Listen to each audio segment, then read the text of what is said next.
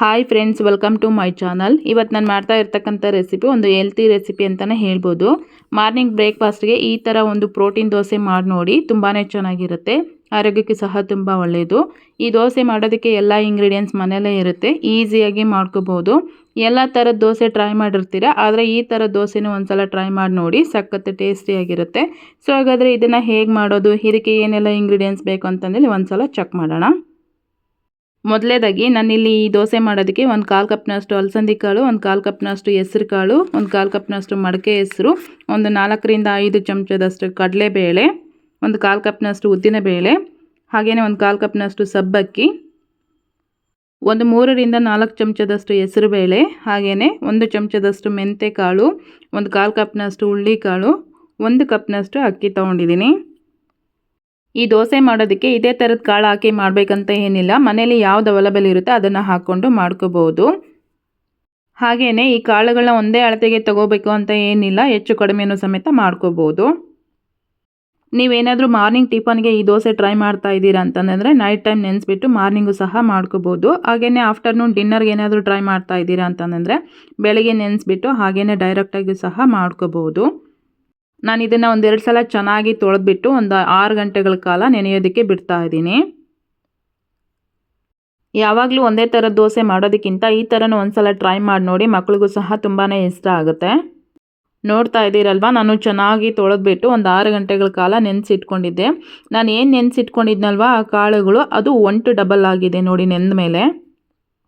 ಈಗ ನೆನೆಸಿಟ್ಕೊಂಡಿರೋಂಥ ಕಾಳುಗಳನ್ನ ನಾನೊಂದು ಮಿಕ್ಸಿ ಜಾರ್ಗೆ ಹಾಕ್ಕೊಳ್ತಾ ಇದ್ದೀನಿ. ನಿಮಗೆ ಬೇಕು ಅಂತಂದರೆ ಇದರಲ್ಲಿ ಸ್ವಲ್ಪ ಜೀರಿಗೆನೂ ಸಮೇತ ಹಾಕ್ಕೋಬೋದು, ನಾನು ಹಾಕ್ತಾ ಇಲ್ಲ.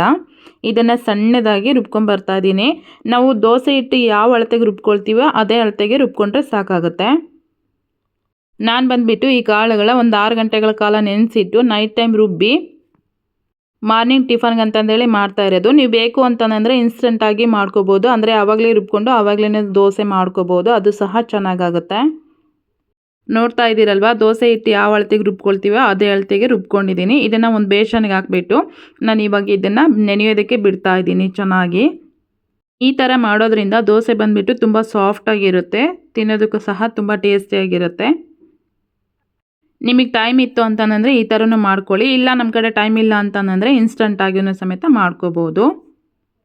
ನೋಡ್ತಾ ಇದ್ದೀರಲ್ವ, ನಾನು ಹಿಟ್ಟನ್ನ ನೈಟೆಲ್ಲ ನೆನೆಯೋದಕ್ಕೆ ಬಿಟ್ಟಿದ್ದೆ, ಎಷ್ಟು ಚೆನ್ನಾಗಿ ಉದುಗ್ ಬಂದಿದೆ ಅಂತಂದೇಳಿ. ಇವಾಗ ಇದಕ್ಕೆ ನಾನು ಸ್ವಲ್ಪ ಉಪ್ಪನ್ನು ಹಾಕಿಬಿಟ್ಟು ಚೆನ್ನಾಗಿ ಮಿಕ್ಸ್ ಮಾಡ್ಕೊಳ್ತಾ ಇದ್ದೀನಿ. ನಾನಿಲ್ಲಿ ಈ ದೋಸೆ ಮಾಡೋದಕ್ಕೆ ಯಾವುದೇ ಥರದ ಸೋಡಾನ ಬಳಸ್ಕೊತಾ ಇಲ್ಲ, ಯಾಕೆ ಅಂತಂದರೆ ಹಿಟ್ಟೆ ಇಷ್ಟು ಚೆನ್ನಾಗಿ ಉದುಗ್ ಬಂದಿದೆ ಅಲ್ವಾ, ಅದಕ್ಕೋಸ್ಕರ ಸೋಡಾ ಹಾಕೋ ಅವಶ್ಯಕತೆ ಏನಿಲ್ಲ. ನಿಮಗೆ ಬೇಕು ಅಂತಂದರೆ ಒಂದು ಚಿಟಿಕೆನ ಹಾಕ್ಕೋಬೋದು. ನಿಮಗೇನಾದರೂ ಇಲ್ಲಿ ದೋಸೆ ಹಿಟ್ಟು ಗಟ್ಟಿ ಆಯಿತು ಅಂತ ಅನಿಸಿದರೆ ಸ್ವಲ್ಪ ನೀರನ್ನ ಹಾಕ್ಕೊಂಡು ಮಿಕ್ಸ್ ಮಾಡ್ಕೊಳ್ಳಿ. ದೋಸೆ ಹಿಟ್ಟು ರೆಡಿಯಾಗಿದೆ. ಇವಾಗ ಇದಕ್ಕೆ ಲೈಟಾಗಿ ಚಟ್ನಿ ಮಾಡೋದಕ್ಕೆ ಅಂತಂದೇಳಿ ಒಂದು ಮಿಕ್ಸಿ ಜಾರ್ಗೆ ಸ್ವಲ್ಪ ಕಡಲೆ, ಹಾಗೆಯೇ ಕೊಬ್ಬರಿ, ಒಂದು ಈರುಳ್ಳಿ, ಸ್ವಲ್ಪ ಶುಂಠಿ, ಒಂದು ಸ್ವಲ್ಪ ಹುಣಸೆ ಹಣ್ಣು, ಸ್ವಲ್ಪ ಬೆಳ್ಳುಳ್ಳಿ, ಸ್ವಲ್ಪ ಕೊತ್ತಂಬರಿ ಸೊಪ್ಪು, ಒಂದು 6 ರಿಂದ 7 ಹಸಿಮೆಣಸಿನ್ಕಾಯಿ, ಸ್ವಲ್ಪ ಕರಿಬೇವು, ರುಚಿಗೆ ತಕ್ಕಷ್ಟು ಉಪ್ಪನ್ನು ಹಾಕ್ಕೊಂಡಿದ್ದೀನಿ. ಯಾವುದನ್ನು ಫ್ರೈ ಮಾಡ್ಕೊಂಡಿಲ್ಲ ನಾನು. ನೀವೇನಾದರೂ ಫ್ರೈ ಮಾಡ್ಕೋಬೇಕು ಅಂತಂದರೆ ಫ್ರೈ ಮಾಡಿನೂ ಸಮೇತ ಹಾಕ್ಕೋಬೋದು, ಆದರೆ ಈ ಥರ ಚಟ್ನಿ ಮಾಡೋದ್ರಿಂದ ಇದು ಸಹ ಚೆನ್ನಾಗೇ ಆಗುತ್ತೆ. ನೀವು ಯಾವತ್ತೂ ಈ ಥರ ಚಟ್ನಿ ಟ್ರೈ ಮಾಡಿಲ್ಲ ಅಂತಂದರೆ ಒಂದ್ಸಲ ಟ್ರೈ ಮಾಡಿ ನೋಡಿ, ತುಂಬ ಬೇಗನೆ ಆಗುತ್ತೆ, ಹಾಗೆಯೇ ರುಚಿ ಸಹ ಅಷ್ಟೇ ಚೆನ್ನಾಗಿರುತ್ತೆ. ಚಟ್ನಿನೂ ಸಹ ರೆಡಿ ಆಯಿತು. ತುಂಬ ಸಾಫ್ಟಾಗಿ ರುಬ್ಬೋದು ಬೇಡ, ಸ್ವಲ್ಪ ತರಿಯಾಗಿರಬೇಕು. ಇವಾಗ ಇದಕ್ಕೆ ಒಗ್ಗರಣೆ ಮಾಡೋದಕ್ಕೆ ಅಂತಂದೇಳಿ ಒಂದು ಸಣ್ಣ ಕಡಾಯಿಗೆ ಸ್ವಲ್ಪ ಎಣ್ಣೆ ಹಾಕಿಬಿಟ್ಟು ಸಾಸಿವೆ, ಜೀರಿಗೆ, ಹಾಗೆಯೇ ಒಂದು ಒಣಮೆಣಸಿನ್ಕಾಯಿ, ಸ್ವಲ್ಪ ಕರಿಬೇವನ್ನ ಈ ರೀತಿ ಬಾಡಿಸ್ಕೊಳ್ತಾ ಇದ್ದೀನಿ. ನಾವು ದೋಸೆಗೆ ಚಟ್ನಿ ಮಾಡ್ತಾ ಇದ್ದೀವಿ ಅಂತಂದರೆ ಚಟ್ನಿ ಬಂದುಬಿಟ್ಟು ಸ್ವಲ್ಪ ತೆಳುವಾಗೇ ಇರಬೇಕು, ಹಂಗಾದರೆ ತಿನ್ನೋದಕ್ಕೆ ತುಂಬ ಚೆನ್ನಾಗಿರುತ್ತೆ. ನೋಡ್ತಾ ಇದ್ದೀರಲ್ವ, ಒಗ್ಗರಣೆ ಸಹ ರೆಡಿ ಆಯಿತು. ಒಗ್ಗರಣೆ ಹಾಕಿದ ಮೇಲೆ ಇದನ್ನು ಒಂದ್ಸಲ ಚೆನ್ನಾಗಿ ಮಿಕ್ಸ್ ಮಾಡಿಕೊಂಡ್ರೆ ಸಾಕಾಗುತ್ತೆ ನೋಡಿ. ಈಗ ಆಲ್ರೆಡಿ ನಾನು ದೋಸೆ ಮಾಡೋದಕ್ಕೆ ಅಂತಂದೇಳಿ ಹೆಂಚನ್ನು ಸಮೇತ ಬಿಸಿ ಆಗೋದಕ್ಕೆ ಇಟ್ಟಿದ್ದೆ, ಅದು ಸಹ ಬಿಸಿ ಆಗಿದೆ. ಇವಾಗ ದೋಸೆ ಹೆಂಚಿಗೆ ಈ ರೀತಿ ಸ್ವಲ್ಪ ನೀರು ಹಾಕ್ಬಿಟ್ಟು ಅದು ಸ್ವಲ್ಪ ಡ್ರೈ ಆದಮೇಲೆ ದೋಸೆ ಹಿಟ್ಟು ಏನಿತ್ತಲ್ವ ಅದನ್ನು ಹಾಕ್ಕೊಂಬಿಟ್ಟು ನೀಟಾಗಿ ಈ ರೀತಿ ದೋಸೆ ಹಾಕ್ಕೊಳ್ತಾ ಇದ್ದೀನಿ. ಈ ದೋಸೆ ನಿಮಗೆ ಸೆಟ್ ದೋಸೆ ಥರ ಸ್ಪಾಂಜಿಯಾಗಿ ಫ್ಲಫಿಯಾಗಿ ಬರಬೇಕು ಅಂತಂದರೆ ಒಂದು ಅರ್ಧ ಟೀ ಸ್ಪೂನಷ್ಟು ಈನೋ ಪೌಡರ್ ಹಾಕ್ಕೊಂಡ್ರೆ ನಿಮಗೆ ಫ್ಲಫಿಯಾಗಿರೋಂಥ ದೋಸೆ ಸಿಗುತ್ತೆ. ಇಲ್ಲ ನಿಮಗೆ ಸೋಡಾ ಪುಡಿ ಏನಾದರೂ ಬೇಕು ಅಂತಂದರೆ ಅದನ್ನು ಸಮೇತ ಹಾಕ್ಕೊಂಡು ಮಾಡ್ಕೋಬೋದು. ನೋಡ್ತಾ ಇದ್ದೀರಲ್ವ, ನಾನು ಈ ದೋಸೆಗೆ 1 ಚಮಚದಷ್ಟು ತುಪ್ಪನ ಹಾಕ್ಕೊಂಡು ಮಾಡ್ಕೊಂಡಿದ್ದೀನಿ. ಈ ದೋಸೆನ ನಿಮಗೆ ಇಷ್ಟ ಆಗಿರೋಂಥ ಫ್ಲೇವರಲ್ಲಿ ಮಾಡ್ಕೋಬೋದು. ಯಾವ ರೀತಿ ಅಂತಂದರೆ ಮಸಾಲೆ ದೋಸೆಗೆ ಯೂಸ್ ಮಾಡ್ತಾರಲ್ವ ಕೆಂಪು ಚಟ್ನಿ, ಅದನ್ನು ಹಾಕ್ಕೊಂಡು ಮಾಡ್ಕೋಬೋದು. ಇಲ್ಲ ಅಂತಂದರೆ ಚಟ್ನಿ ಪುಡಿ ಇರುತ್ತಲ್ವ ಅದನ್ನಾದರೂ ಹಾಕ್ಕೋಬೋದು. ಇಲ್ಲಾಂದರೆ ಕ್ಯಾರೆಟು, ಕೊತ್ತಂಬರಿ ಸೊಪ್ಪು ಹಾಗೆಯೇ ಈರುಳ್ಳಿ ಎಲ್ಲ ಹಾಕಿ ಮಾಡ್ತಾರಲ್ವ ಅದೇ ರೀತಿಯೂ ಸಮೇತ ಮಾಡ್ಕೋಬೋದು. ನಿಮಗೆ ಇಷ್ಟ ಆಗಿರೋಂಥ ಫ್ಲೇವರ್ ಯಾವುದು ಇರುತ್ತಲ್ವ ಅದನ್ನು ಹಾಕ್ಕೊಂಡು ಮಾಡ್ಕೊಳ್ಳಿ.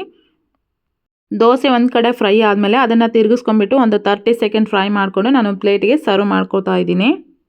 ಈ ದೋಸೆ ಜೊತೆಗೆ ನಿಮಗೆ ಇಷ್ಟ ಆಗಿರೋಂಥ ಪಲ್ಯ, ಚಟ್ನಿ ಯಾವ್ದ್ರ ಜೊತೆ ಬೇಕಾದರೂ ತಿನ್ಬೋದು. ತುಂಬಾ ಚೆನ್ನಾಗಿರುತ್ತೆ. ಸೊ ನೋಡಿದ್ರಲ್ವಾ ಇವತ್ತಿನ ರೆಸಿಪಿ ನಿಮಗೆಲ್ಲ ಇಷ್ಟ ಆಗಿದೆ ಅನ್ಕೋತೀನಿ. ಇಷ್ಟ ಆಗಿದ್ರೆ ಒಂದು ಲೈಕ್ ಮಾಡಿ, ಕಮೆಂಟ್ ಮಾಡಿ, ಶೇರ್ ಮಾಡಿ. Thank you.